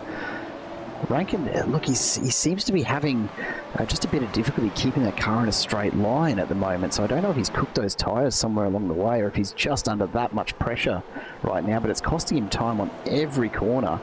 I think he's falling into the old iRacing trap of a fake dive bomb, so it looks to me like Weisman's poking the nose in on every corner. And, up the inside. It's a big move if he gets this done. I'll call it now. If he can get the braking done into turn 1 and pull this move off, he's done really well. Here they go. Rankin's giving him no room to make it easy for him. Eisman's having to take the inner line, but he continues to hold the inside line. Is he going to have enough out of turn 2 here? If he can get the drive, that'll give him the position he needs. But if Rankin's still on the inside, and he is, these guys are going to go side by side the whole lap at this rate. Eisman goes very, very wide, and that's giving him just enough of a straight line exit to put his nose out in front, clear Rankin, and they'll settle back in to single file racing. Lap 5. We're a third of the way through here. Plenty of info coming through from race control. Just black flags all over the place at the moment.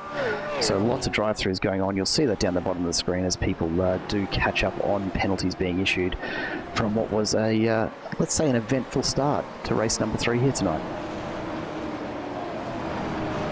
Yeah, if we can go back to the battle for 10th and 11th, Jared, Jeff Thomas has set the fastest lap, and he set those a couple in a row. This looks to be a really good lap brewing. James Hardy has just put his best lap in on the previous lap, and these guys, I've been keeping a bit of an eye on this. These guys have been, it's been a ding-dong battle. It hasn't been more than about 2/10 apart for a couple of laps now, and look at that. Right as we cut across to them, we see a move on. That was a really nice move, being able to get that pace done. So much pace. He's carrying a lot through it. Let's have a look at the time as he comes across the line. Look, a 1:28.8, and really only probably because he got caught up a little bit there with needing to just stay behind Hardy for a moment. But Jeff Thomas is absolutely flying into the 127s, as are most of the top part of the field. But yeah, his best lap so far, 127.3, still the quickest lap on track so far. And not by a small amount. Dean Logsdale probably the next closest in 127.5, but of course he's back in 34th right now after all of those incidents. And yeah, Jeff Thomas carries on and starts to run. Have a look at Gary Buckland though, copping some pressure here from Damien Cairns. So he's had a good run so far, been hanging on to P4, but Cairns has been threatening for a little while now, and he'll be looking to make a move here. Buckland just needed to keep his lines very, very tidy, just to reduce the chances for Cairns to get past. It's a big ask though. These guys are at a cracking pace, all of them in the mid-27s for their best laps, and all lapping pretty consistently around the same sort of times, right through the top 10 at the moment. Here comes Cairns looking to the inside. He's going to make it stick here. Buckland finds himself in the marbles. That's going to cost him a lot of time. Can Varga capitalise now with a bit of better drive down the main straight? Varga will be bitterly disappointed there that he wasn't just a tenth or so closer. He was ranging up on the back of them and really hoping to get involved in that scrap, but unfortunately that pass got done just before he could tack onto the back of it. So time for him to settle in now and see if he can get through on Buckland. Here comes the updates from race control. Car 16, a drive-through for that earlier incident. So that one will go to Chad Vigor. Chad Vigor copying that one. His name has been all over the race control sheet tonight, unfortunately. Yeah, not good news for him. We'll see if there are a few more to come through, if that's just the most recent. I've seen Reg James has copped a black flag in there as well, which we may have missed watching this. Have a look. Stephen Varga on the move here too. Right on the way through, takes Gary Buckland there. Can Buckland reverse it though? Varga's gone too wide. They're side by side, and Buckland's on the inside for this turn. Can he hold it together? He's pushed Varga wide again. Plenty of room given, but Buckland retakes the spot. Beautiful drive there. Jamie McKnight to jump in here.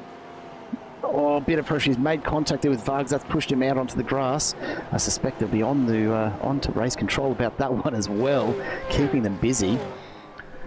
That's a classic Supercars move though, isn't it? Dive up the inside and a little bit of a hip and shoulder on the way out just to make sure that you've got enough room and keep on.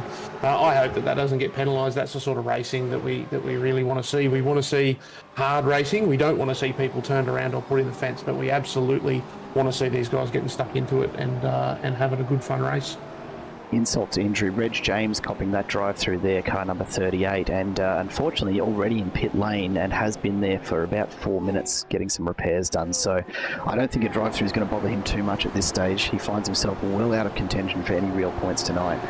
Gary Buckland though, very much in contention. Have a look just a couple of cars back, none other than Matt Vanderkrant, sitting there in 7th right now. Yeah, he's up 5 for the race, so that's going to be interesting. We're 8 laps in. We've just ticked over the halfway point. He's come forward 5. He's got another 6 to go to get the win. You know, he's right on pace. I called it at the start. Can he make it to the front and put a challenge on? Still a long way to go, of course. Travis Hunt out in front, and a bit of breathing space, over a second back to Visma. So look, not a lot of pressure on right now, but Scott Rankin continues to just prod and poke at Anthony Visma. Have a look at these two still going at it up here. Car 420, that'll be Dane Nothdurft. It's a memorable car number. I don't even need to go looking for that one.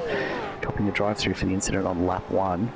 So there's going to be plenty of those flowing through, I suspect, as race control looks to tidy this all up. But Scott Rankin, he's got a good run here in Visma. I don't think it's going to be enough to put a move on, but he's going to continue to hassle him as they go around again. Lap number 9 of 14 in this third sprint race. Hope you're enjoying this out there in chat, folks. It's a absolute cracker of an evening. 3 races back to back, all sprint races, and all just as challenging as the one before. Brands Hatch delivering, as always, a significant challenge to these drivers. Just in the track layout, much less the sheer amount of debris they're having to deal with tonight from all of the incidents. Keep them on the toes, gents. Sorry, Jared. Scotty Rankin has just put in his fastest lap. He was 3/10 of a second faster on that last lap than Anthony Visma. Interesting to see whether he's getting a bit of a move on now, and whether Anthony will have anything to respond with, and if he can hold him off. You take a look back here, Stephen Varga now all over the back of Matt Vanderkraan, and Jason Spriggs behind him. So these 3, tucked in behind Jamie McKnight, are going to be looking to make some passes happen very, very soon. A whole lot of debris being dragged onto the track ahead of them by Buckland as he runs just a little offline. But this battle pack here for P6, Jamie McKnight will have to be feeling perhaps a little more comfortable than the 3 behind him, only because he can see what's happening out in front. These guys are absolutely packed in there, and take a look at Spriggs behind Varga. So tight onto the rear of that car. There's nothing in it right now. Is this track not producing some of the most exciting racing that we've ever seen? It's certainly blown me away. I didn't expect it to be this good, but you know, how exciting, how good to see. And look at these moves. These guys are really getting stuck into it now, and I can't wait. The next 4 laps is going to be epic, I think. Absolutely. We will stay on board with Jason Spriggs because he has got a fantastic bird's eye view of the battle here that he's a big part of. Jamie McKnight all over the back of Matt Vanderkraan, who's just made it past McKnight there. So a bit of an error that's allowed him through. That's cost him. And you see Jason there on the way into that corner poking the nose down the inside, and to be honest, I think that's more about being able to see the apex and less about actually challenging for the position. Very hard to see in these cars, and taking a lot of time to make sure that he's able to see where he's going and doesn't make any mistakes and can hang on to the back of this train.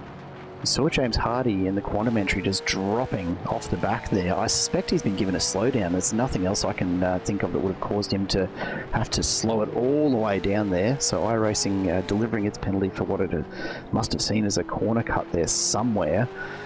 But that's taken him out of contention from further up through the field. Finds himself now another few seconds back from this battle pack, so he'll be disappointed with that so late in the race as we make our way onto lap 11. It's heating up here, folks. Biggles, mate, how are you feeling, given that looks like you're going to be missing a few of these races a little later in the season? Are you sure you don't want to stick around for it, mate? I'm missing some action down the pit road at the moment, my friend, because nobody's driving past me and nobody's in here. Just Reg James trying to fix that car up. He's been here for 8 seconds to change, but that's about it. But on the screens at the moment, seeing Jeff Thomas on the back there of James Hardy, battle for P10.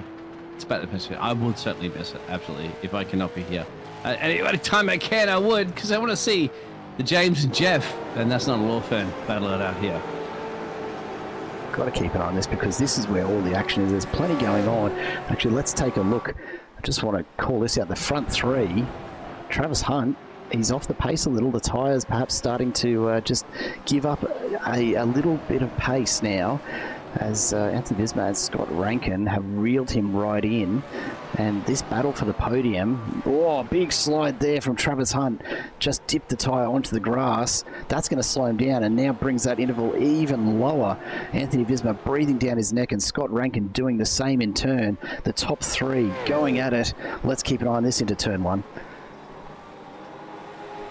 Nowhere I would rather be right now than in Travis Hunt's shoes. 3 laps. Hit your apexes, make sure that you get good drive off the corner and hopefully hold everyone out. Anthony Visma, though, looking very threatening. Got an inside line there, but couldn't make the run happen. He'll be having a look at Scott Rankin, the big dive up the inside. He's going to barge his way through. Can he make it stick, though? Can he get the drive? He's pushed Visma out into the gravel. That might be just enough, but as the course turns back the other way, he's going to have to do all the work from the outside. They're pushing each other to the very edges of the track. Visma asking for all the room he can possibly get. Can Rankin go a little bit of over-under here and make it happen out the other side? He can't get the drive. Visma just defends hard. The lights flashing. Rankin knows he could have had that. But Visma putting in some fantastic defensive work to keep him at bay. Awesome racing at the top end of this field. I think that was a little bit of strategy by Visma there. Just held off picking up the throttle on that apex.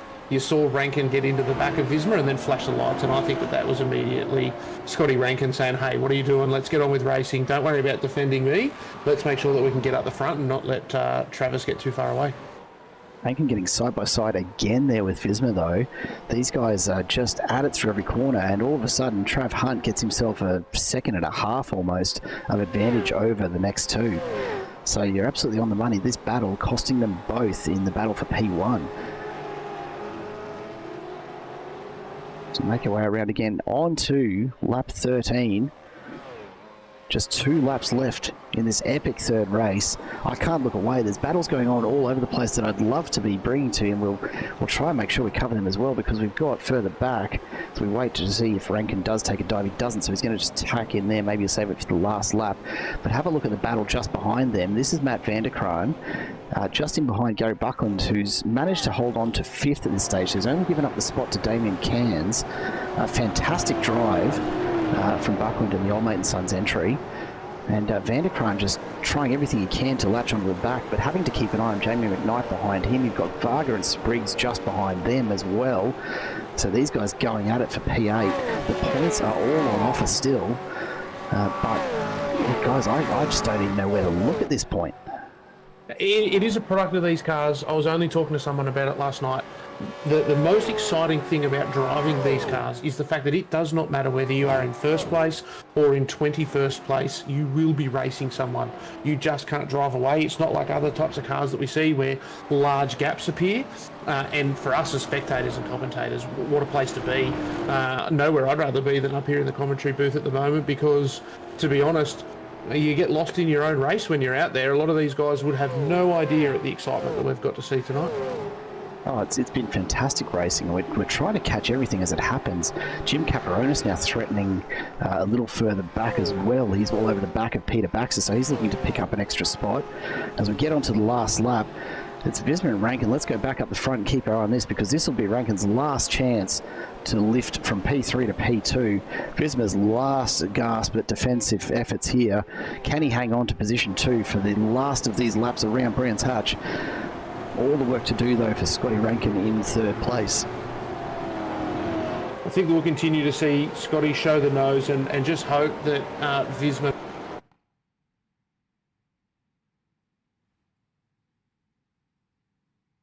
and that we'll see him get to the end.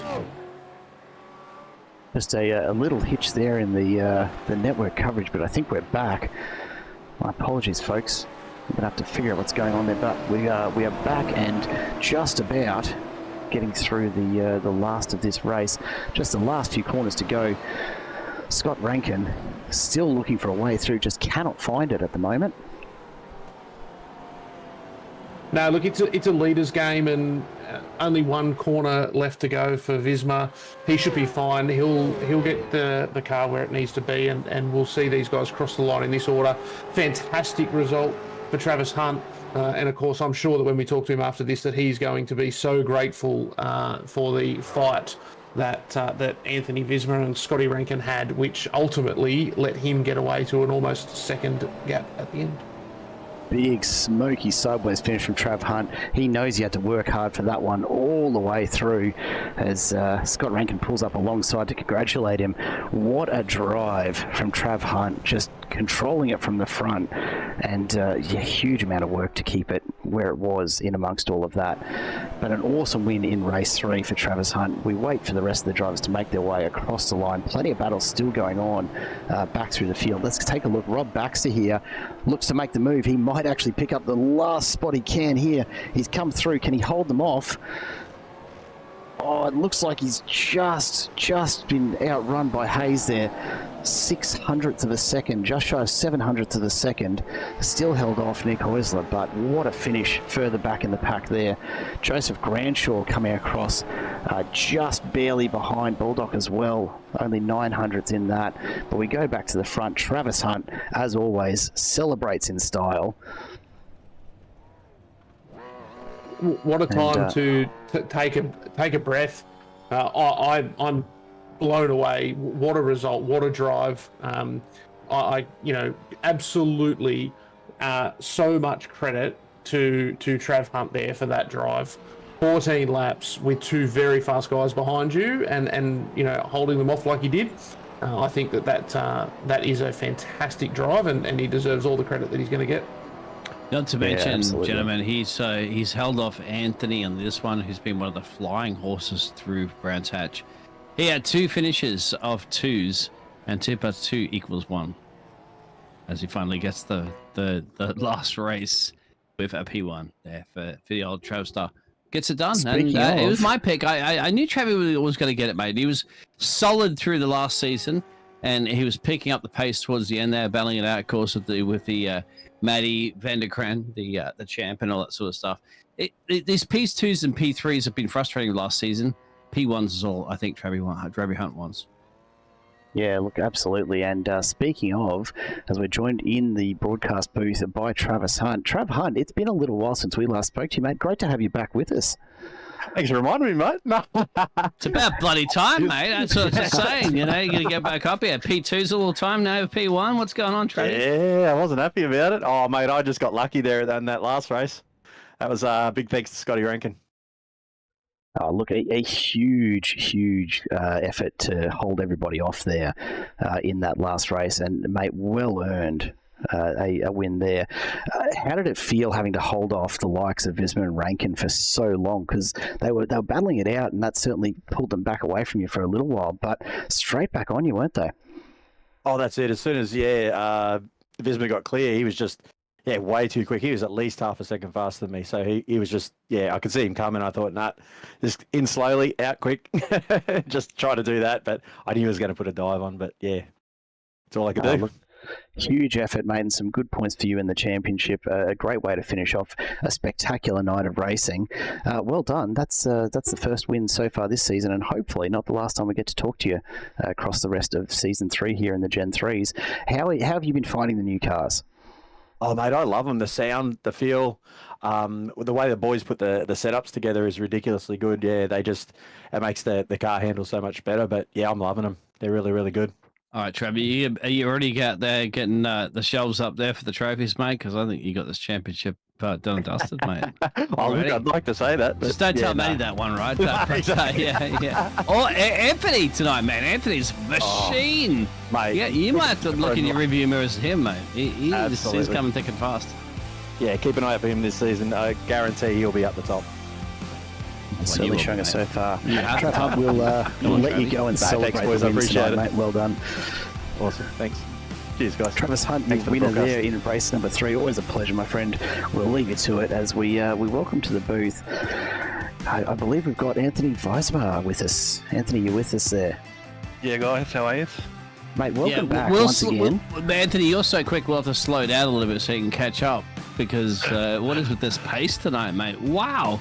Out of the gate. Setting a big statement there for the number 6 machine. Yeah, I quite like this track. Even though there's a lot of tight corners, it's quite fast and flowing, and you got to hit your marks to get a really good lap. And I quite enjoyed it. But Had a bit of a shocker in the first race in the start, and there's nothing better than getting out front in the second one and having a clear track. So the second one was great, and then the third one was just hard work with Trav and Scott. And then plenty going on. You were battling right the way through there with Scott, of course. At what point did you kind of look up and go, oh, geez, this is costing us some time?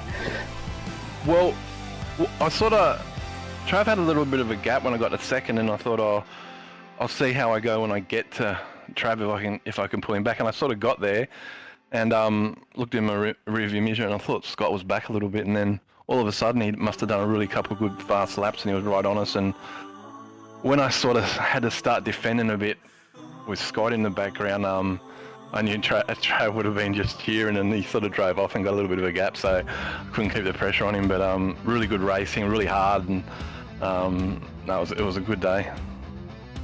Good stuff, mate. Look, can't be upset at all with the results tonight. I think it's going to serve you well in the championship. The sprint race format tonight, how did you enjoy that compared to the usual longer races?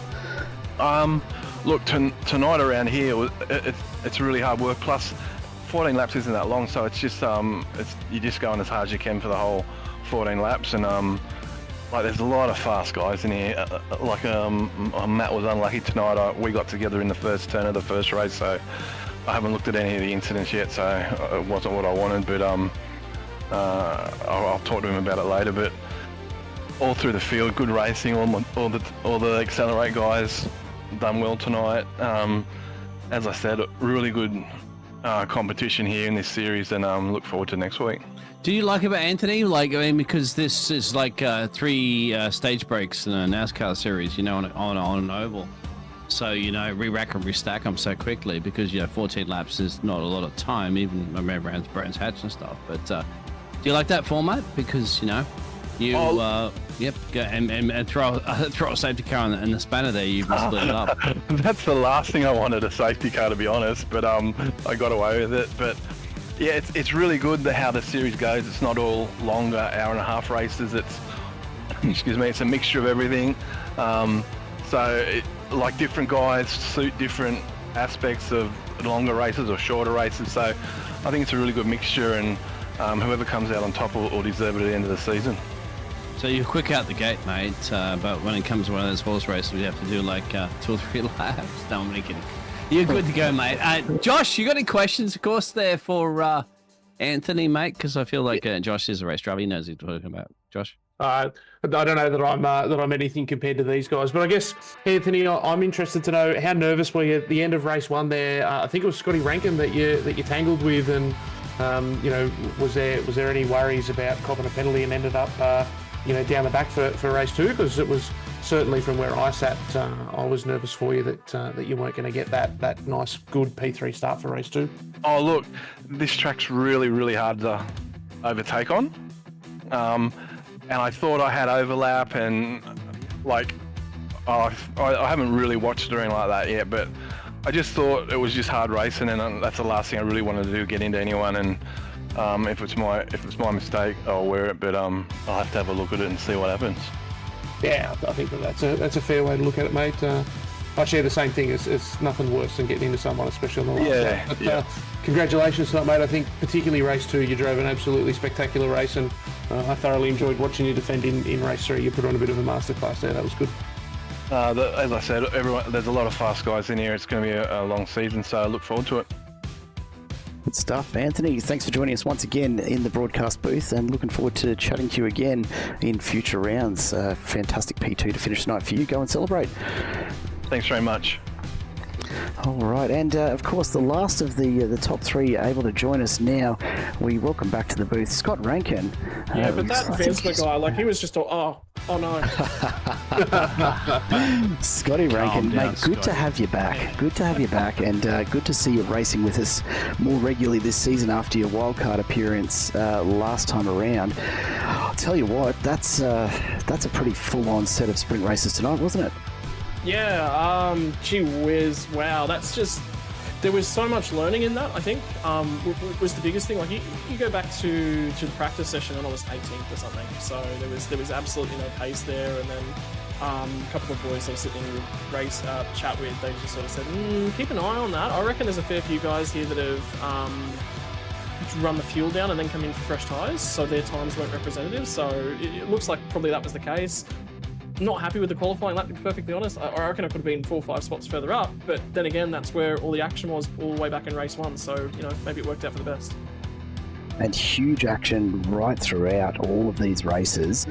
Watching you battle there for what felt like the start to end in race 3 with Anthony Visma, mate, we could see a little bit of maybe not frustration, but certainly a bit of pressure starting to hit. What sort of was going through your mind as you tried to find a way past him, because he was blocking every opportunity that you seemed to try and take there? Just be a serial pest. That's to be perfectly honest. I was never like, if you were to lay Viz and I straight down and put us head to head, Viz would happy and hand over fist. It wouldn't even be a competition. So it would just be a serial pest. The other thing was the move that he pulled on me to get by. Like, I've already spoken to him about. It's just cheeky. He had no rights to the corner at the last corner, but the other side of the coin is if I turn in, we're both off. So I was pretty happy to just sort of go, all right, well, I'll come away with a third. And I just said to Travis and Viz as well, I got really, really lucky in the first race where I popped out after the opening lap, was in a bit of a hole. So I just got this real opportunity. I was watching the guys up ahead were just wiggling the rear end of their cars all over the road, left, right and centre. And I just got dropped in a hole and sitting there thinking to myself, well, I'm not fighting anyone behind, I'm not fighting anyone ahead, so let's just sit on the tyre and save a little bit. And it really gave me a lot of notes to go forwards with. To be perfectly honest, there's no pace in that car without watching Viz in practice. I actually all right, what am I doing wrong? And nicked a bunch of his lines, found little bits and pieces I could improve on. And I think the biggest thing is, can we have more triple sprint race rounds? Because I never failed to gain 2 spots on the opening lap, so more of that. Yeah, not wrong, it's worked out nicely. I think you made a really good point there, Scotty. You talked about that pass that Viz put on you and how cheeky it was. That's racing too. Look, and I made the comment during the race. The other boys in the commentary booth with me, they asked a question about, is that something that's penalisable, or is that okay? And I made the comment that I really hope that it didn't get penalised. I love that sort of racing, and I appreciate where you're coming from, and it is cheeky, but I think that's one of the best things about this series and these cars. And I love that we can door bang, and I think that you've taken a really good approach there. That it was cheeky, but I guess, does that open you up? Is that something that you want to throw back Viz's way when you get the chance and stick one down the inside and maybe take that cheeky pass back yourself? What do you think I did for the rest of the race? So look, I mean, it's learning. Both Travis and Viz said to me before I jumped in here, where have you come from? Like, where were you? Like, there was one point you were, miles back off the lead battle, and then all of a sudden you're on top of us. Like I said, there was one lap, I think it was 0.7 of a second faster than the pair of them. So that surprised me. The biggest thing about me is that I'm learning. I saw a video from Dave Cam a couple of weeks ago, and it really changed my perspective on racing. And it's probably a style of racing that's very suited to both Porsche Cup and Supercar style racing, where everyone's hardware is really, really close together, particularly fixed setups. And the thing is, it's made me think about manufacturing a pass a little bit more. I actually said to Gary Buckland, after that first race when I got him in the last corner, I said, boy, that was a great battle, but I'm going to be a serial pest going forwards, whereby I'm just feeling a mirror. And that was one of the things that Dave Cam sort of said, is if racing was all about the quickest guy should always win, we'd be doing a spreadsheet scenario. And I took that really to heart, because, again, if you'd have spoken to me a month ago, harassing people in their mirrors, I would have just said, oh, you're a dickhead, mate, piss off, leave me alone. But now I'm really, really appreciating the battle, because it's the art of setting up the pass. And one of my biggest weaknesses is I'm super weak to pressure driving. So it's something I really want to work on. I've been running in some really, really high level oval leagues of late, and that's the biggest thing that I've also been focusing on is I shouldn't be here. I'm absolutely out of my depth. So let's learn. And pressure driving is one of the biggest things. I lost a race a couple of weeks ago because I got in over my head. I tried to drive and tried to match those guys that were bigger and faster than me, and I threw away a race win whereby I dominated them on the tyre strategy. So I think the biggest thing for me with my driving is that I've become this really, really good, clean driver, but I struggle to get an overtake done.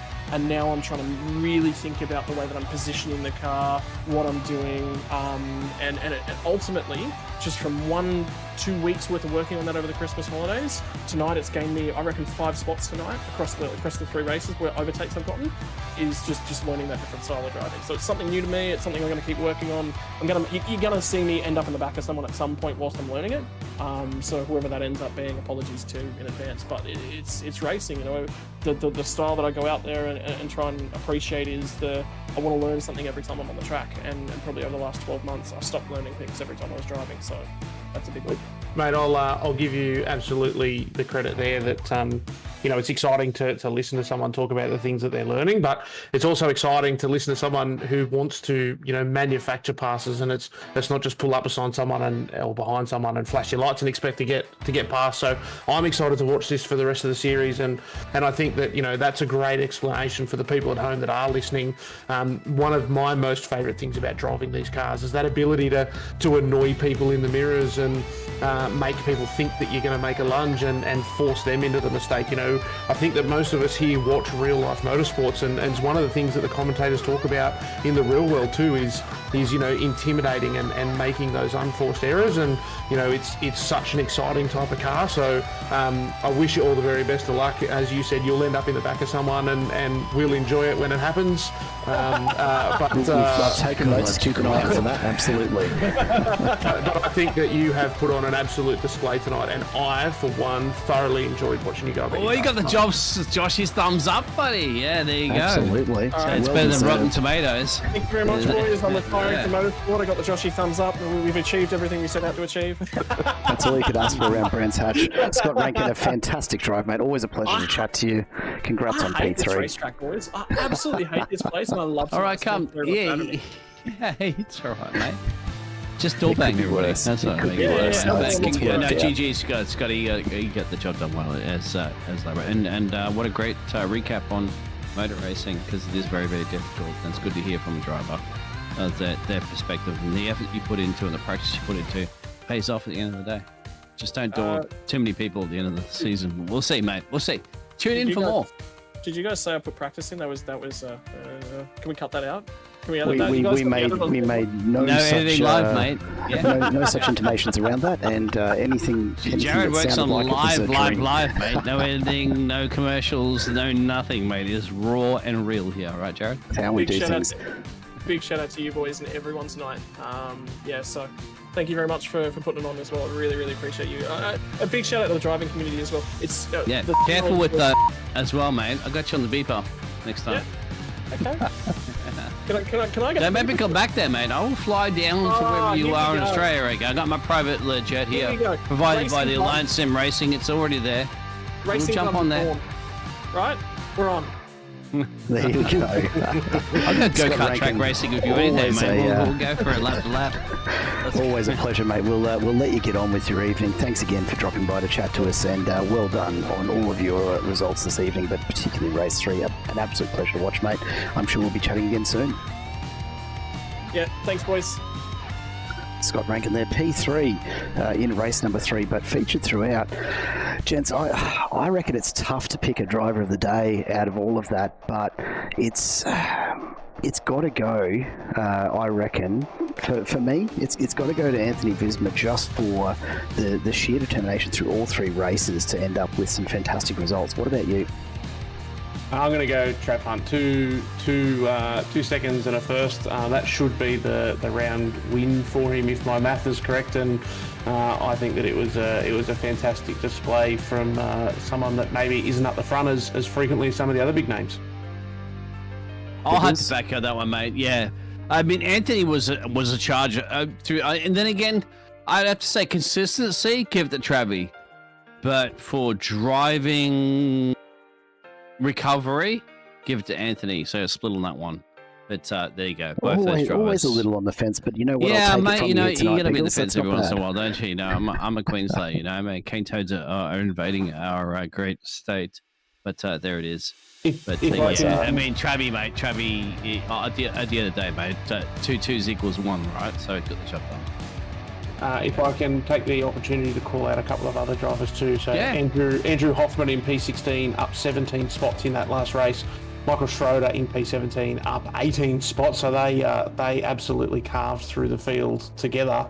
And whilst they are the only results that I have at hand, I think that it's incredible that we saw similar results throughout the whole, all three of the races. So just the amount of passing that we saw tonight, and the way that apparently these guys that maybe aren't as fast as the front guys still decided to wager some sheep stations, because it didn't matter where you looked tonight, there was battles everywhere, and the ability on a track like this, we called out at the start that this was a hard track to pass on, and every single race we ended up with someone that, you know, passed in the teens of people. So I think that's fantastic. But in this last race, Andrew Hoffman, Michael Schroeder getting it done at the end of the night, and I think that's fantastic to drive from the very back to the mid pack. Awesome results all around. Well, gentlemen, as always, it's been an absolute pleasure. We're going to have to wrap it up for this evening, but round 2 of Alliance Sim Racing's V8 series, absolute delivery of fantastic racing here at Brands Hatch. I don't know about you, but I cannot wait for round 3 next week. Biggles, Josh, a pleasure as always. Gents, thank you so much for joining me once again. Thank you, mate. It's been a pleasure. Yeah, boss, thank you very much, as well as everybody else. And of course, a big thank you to all the viewers out there on YouTube. Do make sure that if you haven't already, click that subscribe button down below so you don't miss any of the Alliance Sim Racing action.